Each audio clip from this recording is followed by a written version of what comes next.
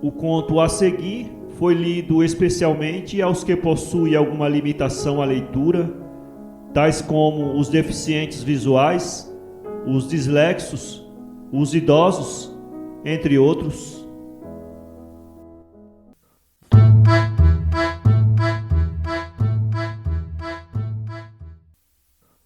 Este livro foi gravado mediante a autorização da editora nos estúdios da Fundação Dorina Noio para Cegos. Lido por Carlos Campanile, em julho de 1992. O Bispo Negro. Autor, Alexandre Herculano. Primeiro. Houve tempo em que a velha catedral colimbricense, hoje abandonada de seus bispos, era formosa. Houve tempo em que essas pedras, ora tisnadas pelos anos, eram ainda pálidas como as margens arientas do Mondego. Então, o luar batendo nos lanços dos seus muros dava um reflexo de luz suavíssima, mais rica de saudade que os próprios raios daquele planeta guardador dos segredos de tantas almas que creem existir nele, e só nele, uma inteligência que as perceba. Então aquelas ameias e torres não haviam sido tocadas das mãos de homens, desde que os seus edificadores as tinham colocado sobre as alturas. E, todavia, já então ninguém sabia se esses edificadores eram da nobre raça goda, se da dos nobres conquistadores árabes. Mas, quer filha dos valentes do norte, quer dos pugnacíssimos sarracenos, ela era formosa na sua singela grandeza entre as outras sés das Espanhas. Aí sucedeu o que ora ouvireis contar. Segundo, aproximava-se o meado do 12º século. O príncipe de Portugal, Afonso Henriques, depois de uma revolução feliz, tinha arrancado o poder das mãos de sua mãe. Se a história se contenta com o triste espetáculo de um filho condenando ao exílio aquela que o gerou, a tradição carrega as tintas do quadro pintando-nos a desditosa viúva do conde Henrique a arrastar grilhões no fundo de um calabouço. A história conta-nos o fato. A tradição, os costumes. A história é verdadeira, a tradição verossímil, e o verossímil é o que importa ao que busca as lendas da pátria. Em uma das torres do velho Alcácer de Coimbra, assentado entre duas ameias, a horas em que o sol fugia do horizonte, o príncipe conversava com Lourenço Viegas, o espadeiro, e com ele dispunha meios e apurava traças para guerrear a mourisma. E lançou casualmente os olhos para o caminho que guiava ao Alcácer e viu o bispo Dom Bernardo que, montado em sua nédia mula, cavalgava apressado pela encosta acima. "Vede vós", disse ele ao espadeiro, "o nosso leal Dom Bernardo, que para cá se encaminha? Negócio grave, por certo, o faz sair a tais 10 horas da crasta da sua sé. Desçamos à sala de armas e vejamos o que ele quer." E desceram. Grandes lampadários ardiam já na sala de armas do Alcácer de Coimbra, pendurados de cadeias de ferro chumbadas nos fechos dos arcos de volta de ferradura que sustentavam os tetos de grossa cantaria. Pelos feixes de colunas delgadas, entre si separadas, mas ligadas sob os fustes por base comum, pendiam corpos de armas que reverberavam à luz das lâmpadas e pareciam cavaleiros armados que em silêncio guardavam aquele amplo aposento. Alguns homens de mesnada faziam retumbar as abóbadas, passeando de um para outro lado. Uma portinha que ficava em um ângulo da quadra abriu-se e dela saíram o príncipe e Lourenço Viegas, que desciam da torre.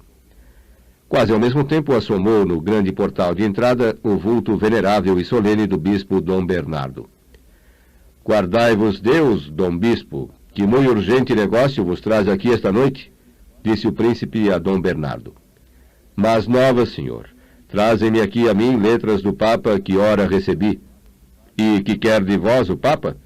Que de sua parte vos ordene solteis vossa mãe. Nem pelo Papa, nem por ninguém o farei. E manda-me que vos declare excomungado se não quiserdes cumprir seu mandado. E vós que intentais fazer? Obedecer ao sucessor de São Pedro? Que? Dom Bernardo amaldiçoaria aquele a quem deve o bago pontifical? Aquele que o alevantou do nada? Vós, bispo de Coimbra, excomungaríeis o vosso príncipe porque ele não quer pôr a risco a liberdade desta terra remida das opressões do senhor de Trava e do jugo do rei de Leão? Desta terra que é só minha e dos cavaleiros portugueses? Tudo vos devo, senhor, atalhou o bispo. salvo a minha alma que pertence a Deus, a minha fé que devo a Cristo e a minha obediência que guardarei ao Papa.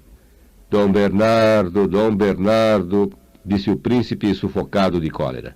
Lembrai-vos de que a afronta que se me fizesse nunca ficou sem paga. Quereis, senhor infante, soltar vossa mãe? Não, 1000 vezes não. Guardai-vos. E o bispo saiu sem dizer mais palavra. Afonso Henriques ficou pensativo por algum tempo. Depois falou em voz baixa com Lourenço Viegas, o espadeiro, e encaminhou-se para sua câmara. Daí a pouco, o alcácer de Coimbra jazia, como o resto da cidade, no mais profundo silêncio. Terceiro. Pela alvorada, muito antes de romper o sol no dia seguinte, Lourenço Viegas passeava com o príncipe na sala de armas do Paço Mourisco. Se eu próprio o vi, montado na sua nédia mula, ir lá muito ao longe, caminho da terra de Santa Maria, na porta da sé estava pregado um pergaminho com larga escritura que, segundo me afirmou um clérigo velho que aí chegara quando eu olhava para aquela carta, era o que eles chamam o interdito. Isto dizia o espadeiro olhando para todos os lados como quem receava que alguém o ouvisse. Que receias, Lourenço Viegas? Dei a Coimbra um bispo que me excomunga porque assim o quis o Papa. Dar-lhe-ei outro que me absolva porque assim o quero eu. Vem comigo à sé. Bispo Dom Bernardo, quando te arrependeres da tua ousadia, já será tarde. Dali a pouco as portas da sé estavam abertas porque o sol era nado e o príncipe, acompanhado de Lourenço Viegas e de 2 pajens, atravessava a igreja e dirigia-se à crasta, onde, ao som de campa tangida, tinha mandado ajuntar o cabido com pena de morte para o que aí faltasse.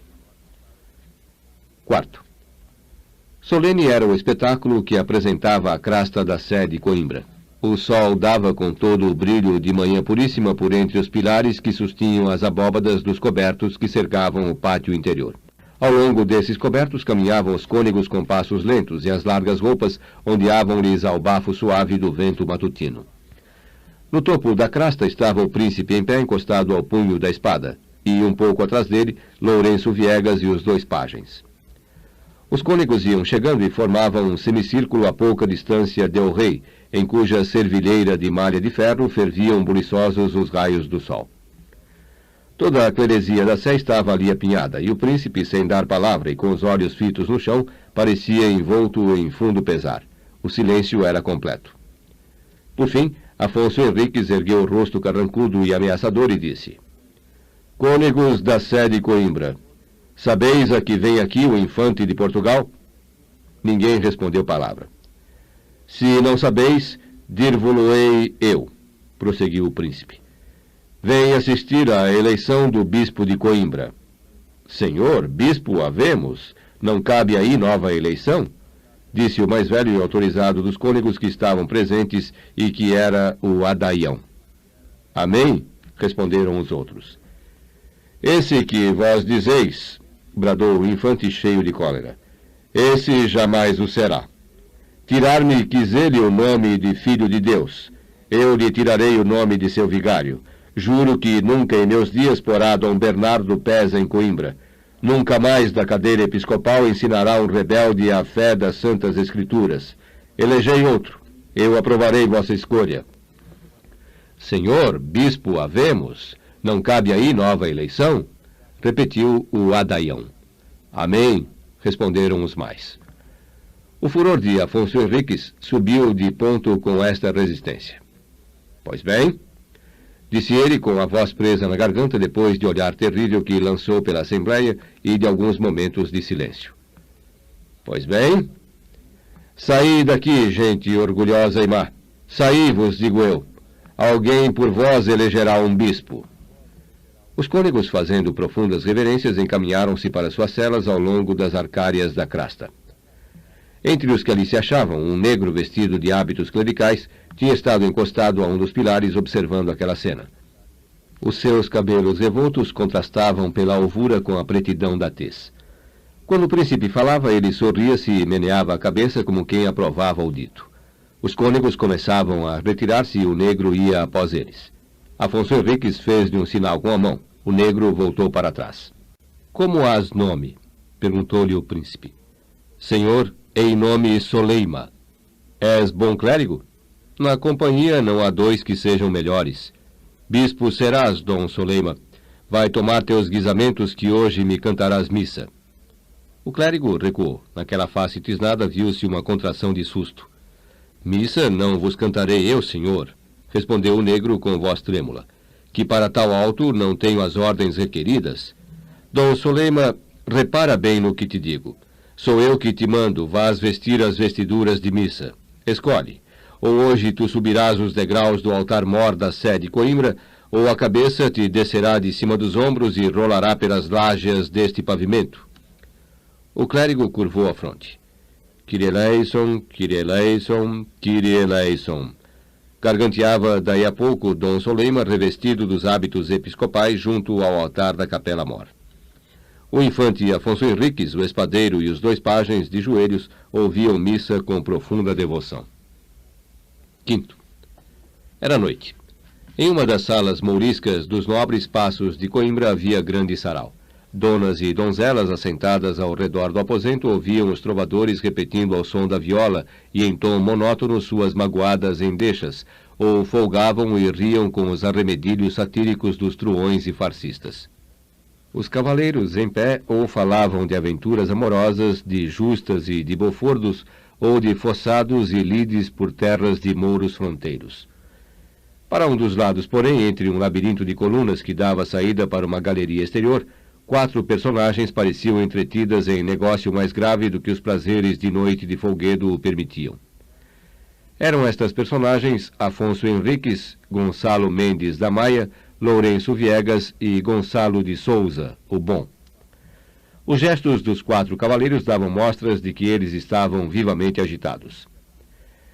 É o que afirma, senhor, o mensageiro, dizia Gonçalo de Souza, que me enviou o abade do mosteiro de Tibães, onde o cardeal dormiu uma noite para não entrar em Braga. Dizem que o Papa o envia a vós porque vos supõe herege. Em todas as partes por onde o legado passou, em França e em Espanha, vinham a lhe beijar a mão reis, príncipes e senhores. A eleição de Dom Soleima não pode, por certo, ir avante. Irá, respondeu o príncipe em voz tão alta que as palavras reboaram pelas abóbadas do vasto aposento. Que o legado tenha atento em si. Não sei eu se haveria aí cardeal ou apostólico que me estendesse a mão para eu lhe beijar, que pelo cotovelo lhe a não cortasse fora a minha boa espada. Que me importam a mim vilezas dos outros reis e senhores. Vilezas não as farei eu. Isto foi o que se ouviu daquela conversação. Os 3 cavaleiros falaram com o príncipe ainda por muito tempo, mas em voz tão baixa que ninguém percebeu mais nada. Sexto. 2 dias depois, o legado do Papa chegava a Coimbra, mas o bom do cardeal tremia em cima de sua nédia mula como se maleitas o houvessem tomado.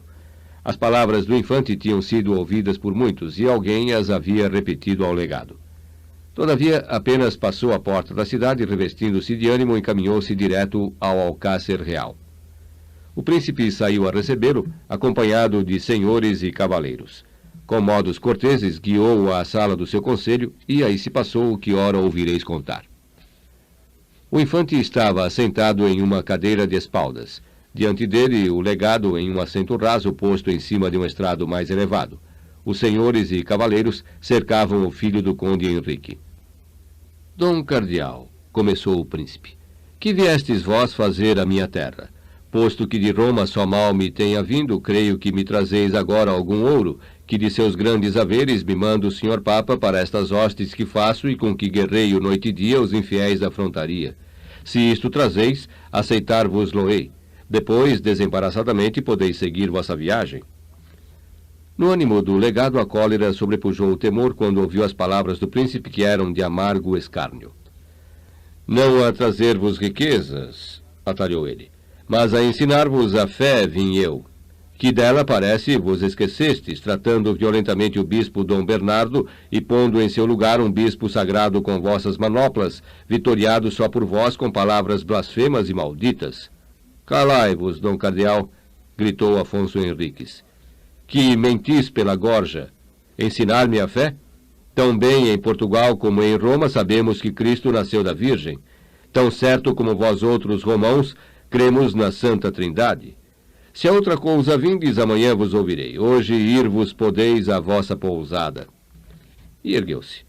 Os olhos chamejavam-lhe de furor. Toda a ousadia do legado desapareceu como fumo, e, sem atinar com resposta, saiu do alcácer. 7. O galo tinha cantado 3 vezes. Pelo arrebol da manhã, o cardeal partia aforradamente de Coimbra, cujos habitantes dormiam ainda repousadamente. O príncipe foi um dos que despertaram mais cedo. Os sinos harmoniosos da sé costumavam acordá-lo tocando as ave-marias. Mas naquele dia ficaram mudos. E quando ele se ergueu, havia mais de 1 hora que o sol subia para o alto dos céus da banda do Oriente. Misericórdia, misericórdia! Gritavam devotamente homens e mulheres à porta do alcácer com alarido infernal. O príncipe ouviu aquele ruído. Que vozes são estas que soam? Perguntou ele a um pajem. O pajem respondeu-lhe chorando. Senhor, o cardeal excomungou esta noite a cidade e partiu. As igrejas estão fechadas, os sinos já não há quem os toque, os clérigos fecham-se em suas pousadas, a maldição do Santo Padre de Roma caiu sobre nossas cabeças. Outra vez soou à porta do alcácer. Misericórdia, misericórdia! Que enfreiem e selem o meu cavalo de batalha. Pajem, que enfreiem e selem o meu melhor corredor. Isto dizia o príncipe encaminhando-se para a sala de armas. Aí envergou à pressa um saio de malha e pegou em um montante que 2 portugueses dos de hoje apenas valeriam a levantar do chão. O pajem tinha saído e, dali a pouco, o melhor cavalo de batalha que havia em Coimbra tropeava e rinchava à porta do alcácer. 8. Um clérigo velho, montado em uma alentada mula branca vindo de Coimbra, seguia o caminho de Vimieira e, de instante a instante, espicaçava os ilhais da cavalgadura com seus acicates de prata. Em outras 2 mulas iam ao lado dele 2 mancebos com caras e meneios de beatos, vestidos de opas e tonsurados, mostrando em seu porte e idade que aprendiam ainda as pueris ou ouviam as gramaticais. Eram o cardeal que se ia a Roma e 2 sobrinhos seus que o haviam acompanhado. Entretanto, o príncipe partira de Coimbra sozinho. Quando, pela manhã, Gonçalo de Souza e Lourenço Viegas o procuraram em seus passos, souberam que era partido após o legado. Temendo o caráter violento de Afonso Henriques, os 2 cavaleiros seguiram-lhe a pista à rédea solta, e iam já muito longe quando viram o pó que ele alevantava correndo ao longo da estrada e o cintilar do sol batendo-lhe de chapa nas servilheiras, semelhante ao dorso de um crocodilo. Os 2 fidalgos esporearam com mais força os ginetes e breve alcançaram o infante. Senhor, senhor, aonde ides sem vossos leais cavaleiros tão cedo e assodadamente? Vou pedir ao legado do Papa que se amerceie de mim. A estas palavras, os cavaleiros transpunham uma assomada que encobria o caminho. Pela encosta abaixo ia o cardeal com os 2 mancebos das opas e cabelos tonsurados. Oh, disse o príncipe. Esta única interjeição lhe fugiu da boca. Mas que discurso houvera aí que o igualasse? Era o rugido de prazer do tigre no momento em que salta do fojo sobre a preia descuidada. Memento mei, Domine, secundum magnam misericordiam tuam. Rezou o cardeal em voz baixa e trêmula quando, ouvindo o tropear dos cavalos, voltou os olhos e conheceu Afonso Henriques. Em um instante este o havia alcançado. Ao perpassar por ele, travou-lhe do cabeção do vestido e de relance ergueu o montante. Felizmente os 2 cavaleiros arrancaram as espadas e cruzaram-nas debaixo do golpe que já descia sobre a cabeça do legado. Os 3 ferros feriram fogo, mas a pancada deu em vão. Aliás, o crânio do pobre clérigo teria ido fazer mais de 4 redemoinhos nos ares. Senhor, que vos perdeis e nos perdeis, ferindo o ungido de Deus, gritaram os 2 fidalgos com vozes aflitas. Príncipe, disse o velho chorando, não me faças mal, que estou à tua mercê. Os 2 mancebos também choravam. Afonso Henriques deixou descair o montante e ficou em silêncio alguns momentos. Estás à minha mercê? Disse ele por fim. Pois bem, viverás se desfizeres o mal que causaste. Que seja alevantada a excomunhão lançada sobre Coimbra, e jura-me em nome do apostólico que nunca mais em meus dias será posto interdito nesta terra portuguesa, conquistada aos mouros por preço de tanto sangue. Em reféns deste pacto ficarão teus sobrinhos. Se no fim de 4 meses de Roma não vierem letras de bênção, tem tu por certo que as cabeças lhes voarão de cima dos ombros. Apraste este contrato? Senhor, sim, respondeu o legado com voz sumida. Juras? Juro. Mancebos, acompanhai-me. Dizendo isto, o infante fez um aceno aos sobrinhos do legado, que com muitas lágrimas se despediu deles e sozinho seguiu o caminho da terra de Santa Maria. Daí a 4 meses, Dom Soleima dizia missa pontifical na capela mor da sé de Coimbra, e os sinos da cidade repicavam alegremente. Tinham chegado letras de bênção de Roma, e os sobrinhos do cardeal, montados em boas mulas, iam cantando devotadamente pelo caminho da vimieira o salmo que começa: In exito Israel de Egipto. Conta-se, todavia, que o Papa levara a mal no princípio o pacto feito pelo legado, mas que por fim tivera dó do pobre velho, que muitas vezes lhe dizia: Se tu, Santo Padre, viras sobre ti um cavaleiro tão bravo ter-te pelo cabeção e a espada nua para te cortar a cabeça, e seu cavalo tão feroz a arranhar a terra que já te fazia cova para te enterrar, não somente deras as letras, mas também o papado e a cadeira apostolical. A morte do lidador. Primeiro, pagens, que arreiem o meu ginete Murzelo, e vós dai-me o meu lorigão de malha de ferro e a minha boa toledana. Senhores cavaleiros, hoje contam-se 95 anos que recebi o batismo, 80 que visto armas, 70 que sou cavaleiro, e quero celebrar tal dia fazendo uma entrada por terras da frontaria dos mouros. Isto dizia na sala de armas do castelo de Beja Gonçalo Mendes da Maia, a quem, pelas muitas batalhas que pelejara e por seu valor indomável, chamavam o Lidador. Afonso Henriques, depois do infeliz sucesso de Badajoz e feitas pazes com o el-rei de Leão, o nomeara fronteiro da cidade de Beja, de pouco tempo conquistada aos mouros. Os 4 Viegas, filhos do bom velho Egas Muniz, estavam com ele, e outros muitos cavaleiros afamados, entre os quais Dom Ligel de Flandres e Mem Moniz, tio dos 4 Viegas. A la fé, disse Mem Moniz, que a festa de vossos anos, senhor Gonçalo Mendes, será mais de mancebo cavaleiro que de capitão encanecido e prudente.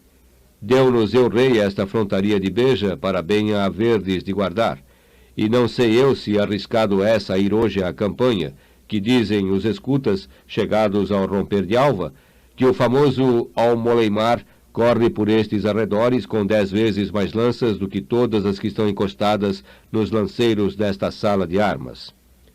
Voto a Cristo, atalhou o lidador, que não cria eu que o senhor rei me houvesse posto nesta torre de Beja para estar assentado à lareira da chaminé, como velha dona, a espreitar de quando em quando por uma seteira se cavaleiros mouros vinham correr até a Barbacã para lhes cerrar as portas e ladrar-lhes do cimo da torre da menagem, como usam os vilãos. Quem achar que são duros demais os arneses dos infiéis, pode ficar-se aqui. Bendito, bendito! Exclamaram, dando grandes risadas, os cavaleiros mancebos. Por minha boa espada! Gritou Mem Moniz, atirando o guante ferrado às lágeas do pavimento. Que mente pela gorja quem disser que eu ficarei aqui, havendo dentro de 10 léguas em redor lide com mouros. Senhor Gonçalo Mendes, podeis montar em vosso ginete e veremos qual das nossas lanças bate primeiro em adarga mourisca. A cavalo! A cavalo! Gritou outra vez a chusma com grande alarida. Dali a pouco ouvia-se o retumbar dos sapatos de ferro de muitos cavaleiros descendo os degraus de mármore da torre de Beja, e, passados alguns instantes, soava só o tropear dos cavalos atravessando a ponte levadiça das fortificações exteriores que davam para a banda da campanha por onde costumava aparecer a mourisma. Segundo. Era um dia do mês de julho, 2 horas depois da alvorada, e tudo estava em grande silêncio dentro da cerca de Beja. Batia o sol nas pedras esbranquiçadas dos muros e torres que a defendiam. Ao longe, pelas imensas campinas que avizinham o teso sobre que a povoação está assentada, viam-se ondear as searas maduras cultivadas por mãos de agarenos para seus novos senhores cristãos. Regados por lágrimas de escravos tinham sido esses campos quando, em formoso dia de inverno, os sulcou o ferro do arado. Por lágrimas de servos, seriam outra vez umedecidos quando, no mês de julho, a paveia, cerceada pela foice, pendesse sobre a mão do ceifeiro. Choro de amargura havia aí como 5 séculos antes o houvera. Então de cristãos conquistados, hoje de mouros vencidos. A cruz hasteava-se outra vez sobre o crescente quebrado. Os corucheus das mesquitas convertiam-se em campanários de sés, e a voz do almohadem trocava-se por toada de sinos que chamavam a oração entendida por Deus. Era esta a resposta dada pela raça goda aos filhos de África e do Oriente, que diziam, mostrando os alfanjes: "É nossa a terra de Espanha." O dito árabe foi desmentido, mas a resposta gastou 8 séculos a escrever-se. Pelayo entalhou com a espada a primeira palavra dela nos cerros das Astúrias. A última gravaram-na Fernando e Isabel com os pelouros de suas bombardas nos panos das muralhas da formosa Granada. E a esta escritura estampada em alcantis de montanhas, em campos de batalha, nos portais e torres dos templos, nos lanços dos muros das cidades e castelos, acrescentou no fim a mão da providência, assim para todo o sempre. Nesta luta de 20 gerações andavam lidando agentes do Alentejo. O servo mouro olhava todos os dias para o horizonte, onde se enxergavam as serranias do Algarve. De lá esperava ele salvação ou, ao menos, vingança. Ao menos um dia de combate e corpos de cristãos estirados na veiga para pasto dos Açores bravios. A vista do sangue enxugava-lhes por algumas horas as lágrimas, embora os valentes de África houvessem de fugir vencidos, embora as aves de rapina tivessem também abundante ceva em cadáveres de seus irmãos. E este ameno dia de julho devia ser um desses dias porque suspirava o servo ismaelita. Almoleimar descera com seus cavaleiros às campinas de Beja. Pelas horas mortas da noite viam-se as almenaras das suas atalaias nos píncaros das serras remotas, semelhantes às luzinhas que em descampados e tremedais acendem as bruxas em noites de seus folguedos. Bem longe estavam as almenaras, mas bem perto sentiam os escutas o refolegar e o tropear de cavalos, e o ranger das folhas secas, e o tinir a espaços de alfange batendo em ferro de caneleira ou de cochote. Ao romper de alva, os cavaleiros do lidador saíam mais de 2 tiros de besta além das muralhas de Beja. Tudo, porém, estava em silêncio, e só aqui e ali as searas calcadas davam rebate de que por aqueles sítios tinham vagueado almogaures mouros, como o leão do deserto rodeia pelo quarto de Modorra as habitações dos pastores além das encostas do Atlas. No dia em que Gonçalo Mendes da Maia, o velho fronteiro de Beja, cumpria os 95 anos, ninguém sairá pelo arrebol da manhã a correr o campo. E, todavia, nunca tão de perto chegara ao Moleimar, porque uma frecha fora pregada à mão em um grosso sovereiro que sombreava uma fonte, a pouco mais de tiro de funda dos muros do castelo. Era que, nesse dia, deviam ir mais longe os cavaleiros cristãos. O lidador pedira aos pajens o seu lorigão de malha de ferro e a sua boa toledana. Terceiro. 30 fidalgos, flor da cavalaria, corriam à rédea solta pelas campinas de Beja. 30, não mais, eram eles. Mas orçavam por 300 os homens de armas, escudeiros e pajens que os acompanhavam. Entre todos avultava em robustez e grandeza de membros o lidador, cujas barbas brancas lhe ondeavam como frocos de neve sobre o peitoral da cota de armas, e o terrível Lourenço Viegas, a quem, pelos espantosos golpes de sua espada, chamavam o espadeiro.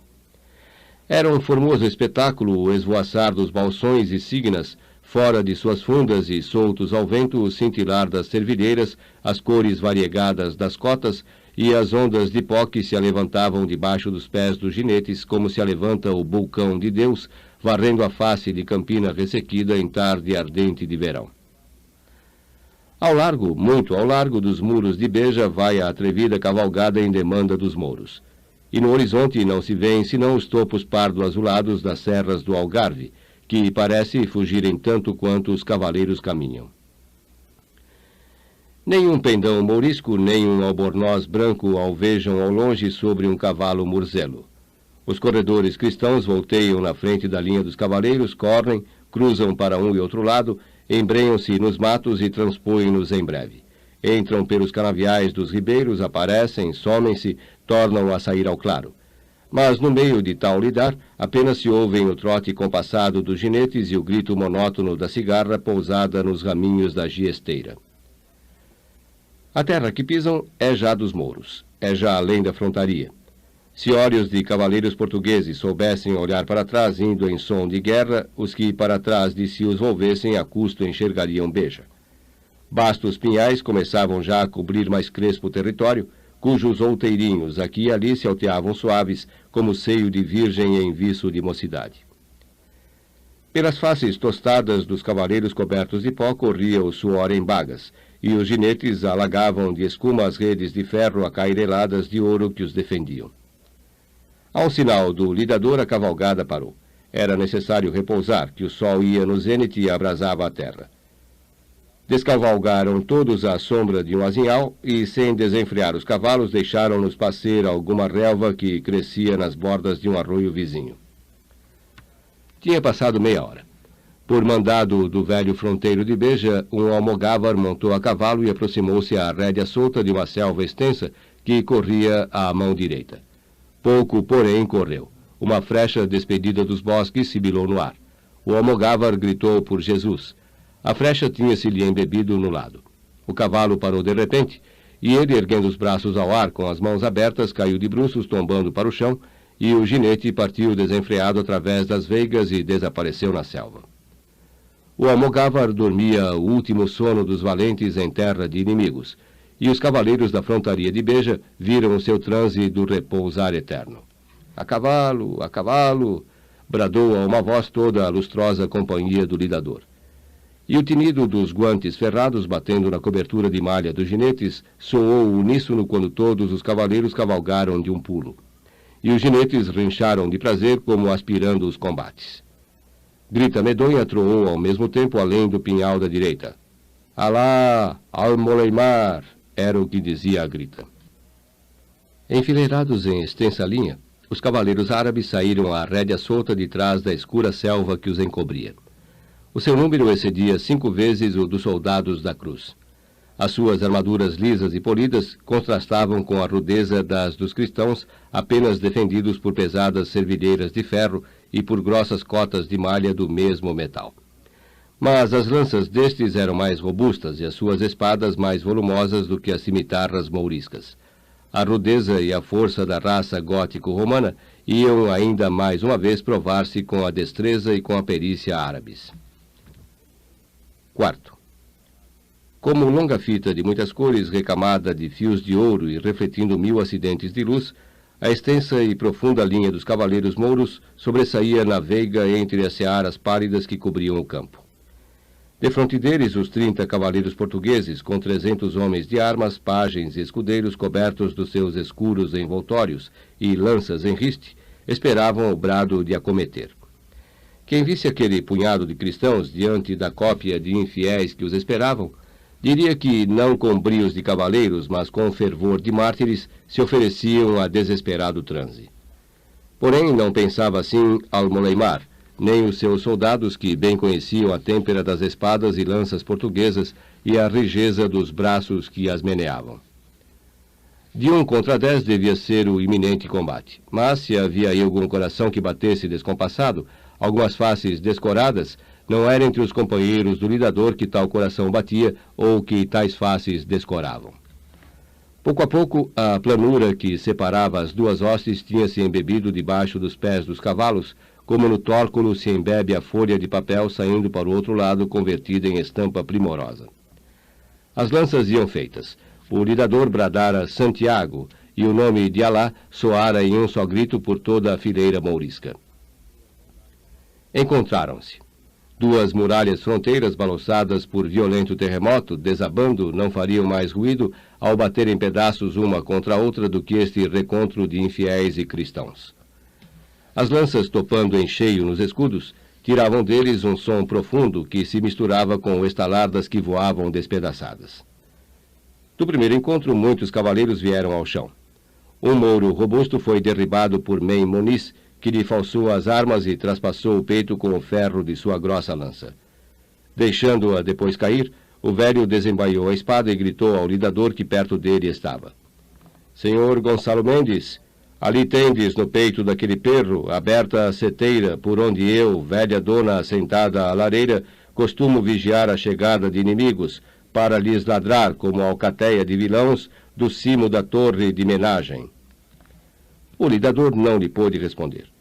Quando Mem Moniz proferira as últimas palavras, ele topara em cheio com o terrível Almoleimar. As lanças dos dois contendores haviam se feito pedaços, e o alfange do Mouro cruzou-se com a boa toledana do fronteiro de Beja.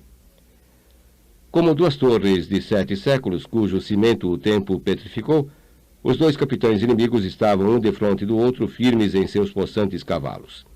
As faces pálidas e enrugadas do lidador tinham ganhado a imobilidade que dá nos grandes perigos o hábito de os afrontar. Mas no rosto de Almoleimar divisavam-se todos os sinais de um valor colérico e impetuoso. Cerrando os dentes com força, descarregou um golpe tremendo sobre o seu adversário. O lidador recebeu no escudo, onde o alfange se embebeu inteiro, e procurou ferir Almoleimar entre o fraldão e a couraça. Mas a pancada falhou, e a espada desceu faiscando pelo coxote do Mouro, que já desencravara o alfange. Tal foi a primeira saudação dos dois cavaleiros inimigos. Brando é o teu escudo, velho infiel, mais bem temperado é o metal do meu arnês. Veremos agora se na tua touca de ferro se embotam os fios deste alfange. Isto disse Almoleimar, dando uma risada, e a cimitarra bateu em cima da servilheira do lidador com a mesma violência com que bate no fundo do vale, penedo desconforme desprendido do píncaro da montanha. O fronteiro vacilou, deu um gemido, e os braços ficaram-lhe pendentes. A espada ter-lhe-ia caído no chão, se não estivesse presa ao punho do cavaleiro por uma cadeia de ferro. O ginete, sentindo as rédeas frouxas, fugiu um bom pedaço pela campanha a todo o galope. Mas o lidador tornou a si. Uma forte sofreada avisou o ginete de que o senhor não morrera. A rédea solta lá volta o fronteiro de Beja. Escorre-lhe o sangue envolto em escuma pelos cantos da boca. Traz os olhos torvos de ira. Ai de Almoleimar! Semelhante ao vento de Deus, Gonçalo Mendes da Maia passou por entre os cristãos e mouros. Os dois contendores viram-se e, como o leão e o tigre, correram um para o outro. As espadas reluziram no ar, mas o golpe do lidador era simulado, e o ferro, mudando de movimento no ar, foi bater de ponta no gorjal de Almoleimar, que cedeu à violenta estocada. E o sangue, saindo às golfadas, cortou a última maldição do agareno.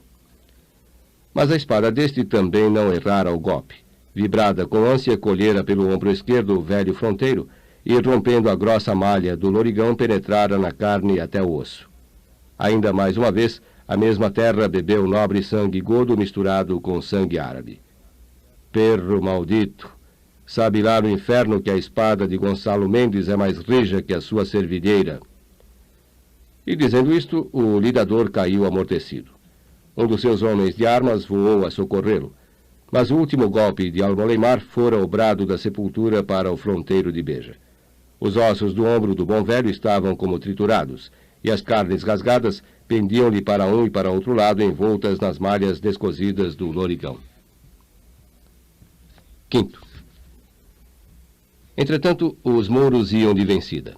Mem Moniz, Dom Ligel, Godinho Fafes, Gomes Mendes Gedeão e os outros cavaleiros daquela lustrosa companhia tinham praticado maravilhosas façanhas. Mas entre todos tornava-se notável o espadeiro. Com um pesado montante nas mãos, coberto de pó, suor e sangue, pelejava a pé, que o seu agigantado ginete caíra morto de muitos tiros de flechas e lançadas. De roda dele não se viam senão cadáveres e membros destroncados, por cima dos quais trepavam para logo recuarem ou baquearem no chão os mais ousados cavaleiros árabes.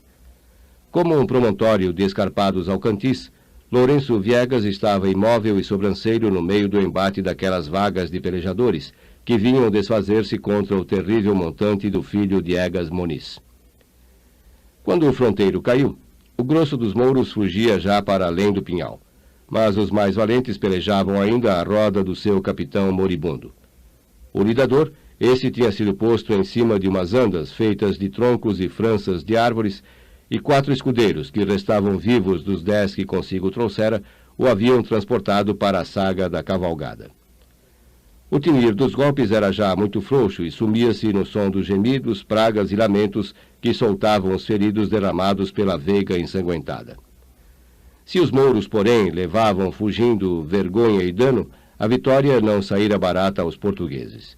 Viam perigosamente ferido seu velho capitão e tinham perdido alguns cavaleiros de conta e a maior parte dos homens de armas, escudeiros e pajens.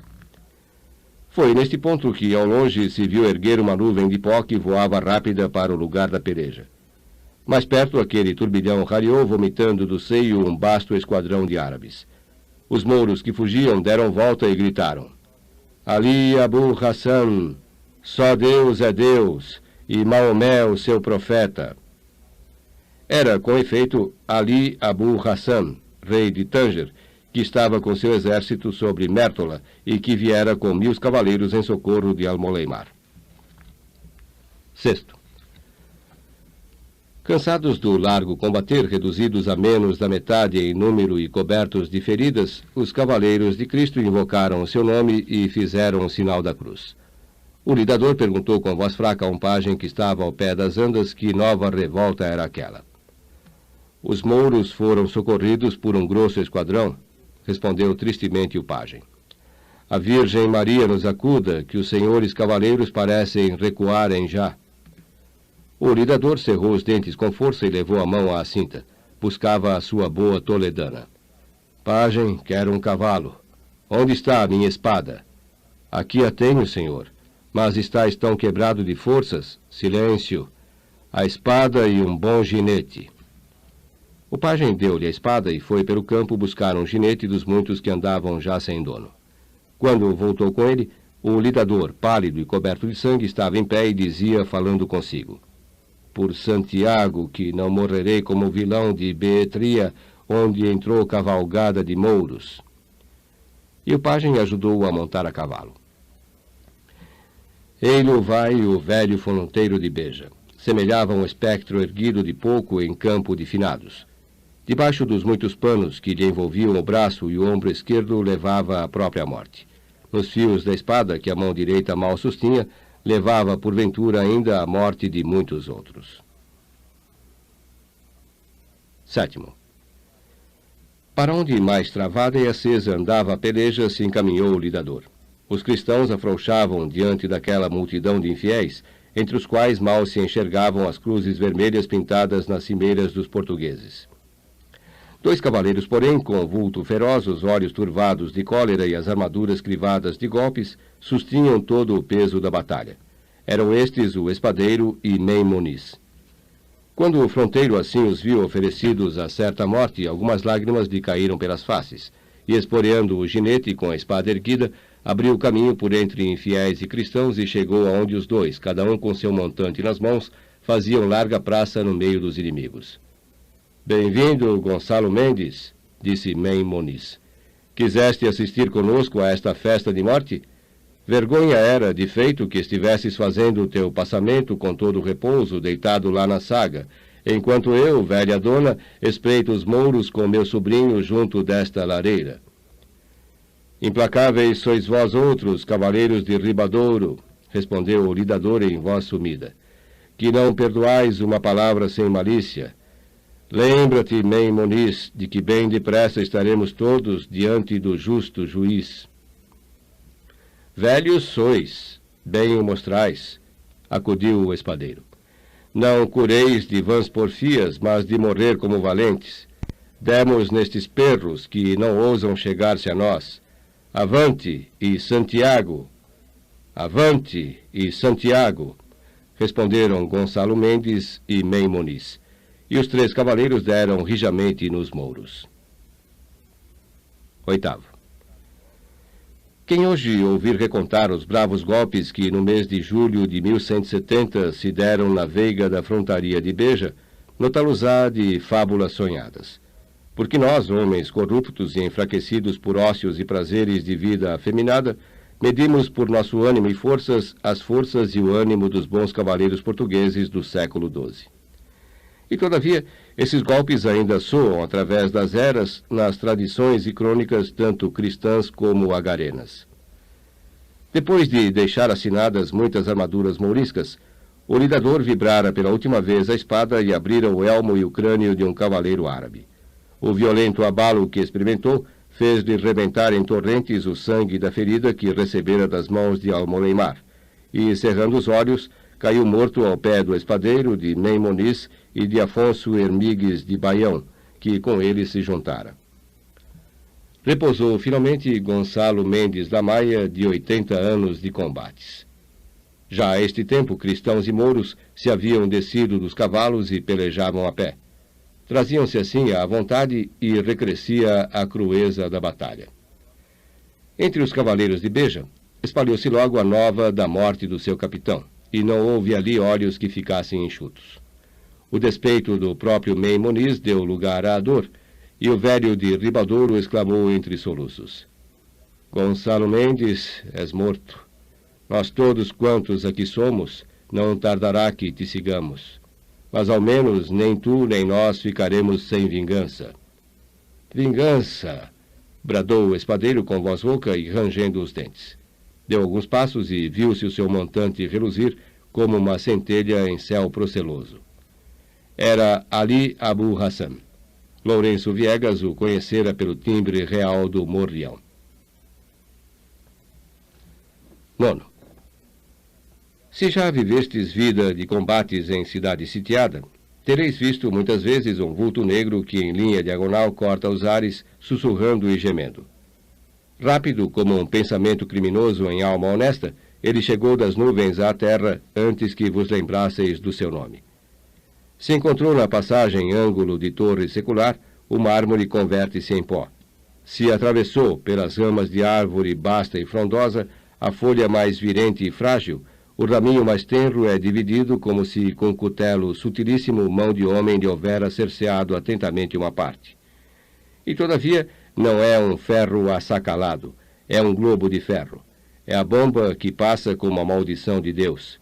Depois, debaixo dela, o chão achata-se e a terra espadana aos ares. E, como agitada, despedaçada por 100.000 demônios, aquela máquina do inferno estoura, e de roda dela há um zumbir sinistro. São 1000 fragmentos, são 1000 mortes que se derramam ao longe. Então faz-se um grande silêncio, e após o silêncio, vêem-se corpos destroncados, poças de sangue, arcabuzes quebrados, e ouvem-se o gemer dos feridos e o estertor dos moribundos. Tal desceu o montante do espadeiro, boto já dos milhares de golpes que o cavaleiro tinha descarregado. O elmo de Ali Abu Hassan faiscou voando em pedaços pelos ares, e o ferro cristão, esmigalhando o crânio do infiel, abriu-o até os dentes. Ali Abu Hassan caiu. Lidador, lidador, disse Lourenço Viegas com voz comprimida. As lágrimas misturavam-se-lhe nas faces com o suor, com o pó e com o sangue do agareno, de que ficou coberto. Não pôde dizer mais nada. Tão espantoso golpe aterrou os mouros. Os portugueses seriam já apenas 60 entre cavaleiros e homens de armas, mas pelejavam como desesperados e resolvidos a morrer. Mais de 1000 inimigos juntavam o campo de envolta com os cristãos. A morte de Ali Abu Hassan foi o sinal da fugida. Os portugueses senhores do campo celebravam com prantos a vitória. Poucos havia que não estivessem feridos, nenhum que não tivesse as armas falsadas e rotas. O lidador e os demais cavaleiros de grande conta que naquela jornada tinham acabado, atravessados em cima dos jinetes, foram conduzidos a Beja. Após aquele tristíssimo préstito, iam os cavaleiros a passo lento e um sacerdote templário, que fora na cavalgada, com a espada cheia de sangue metida na bainha, salmeava em voz baixa aquelas palavras do livro da sabedoria. Justorum autem anime in mano Dei sunt, et non tanget illos tormentum mortis. Para ler este conto, acesse www.poeteiro.com